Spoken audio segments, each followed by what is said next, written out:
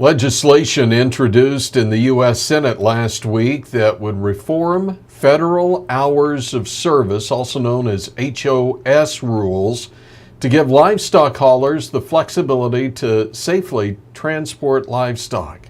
Now, the bill introduced by Senator Ben Sasse from Nebraska provides more drive time for livestock haulers and grants flexibility for drivers to rest at any point during the trip without the break counting against the HOS time. Also allows for another 150 air mile exemption on the back end of a livestock haul to account for the wait time that occurs when unloading live animals. Now, current law requires livestock haulers to start using their electronic logging devices, or ELDs, to track their driving times and distances on October 1st.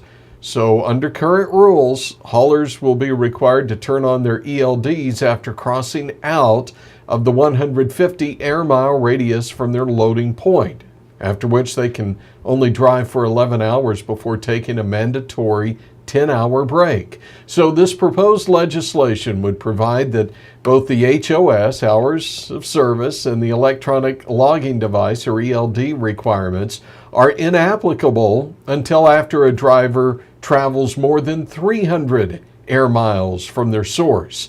In addition, it would exempt loading and unloading times from the HOS calculation, would extend the on-duty time maximum hour requirement from 11 hours to a minimum of 15 hours and a maximum of 18 hours of on-duty time.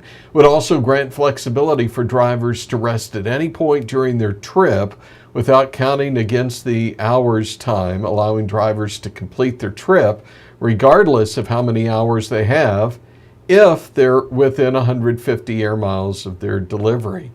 Now, livestock groups continue to work for passage of a workable solution, but until that time, livestock haulers still need to carry a proof of ELD exemption in their trucks at all times.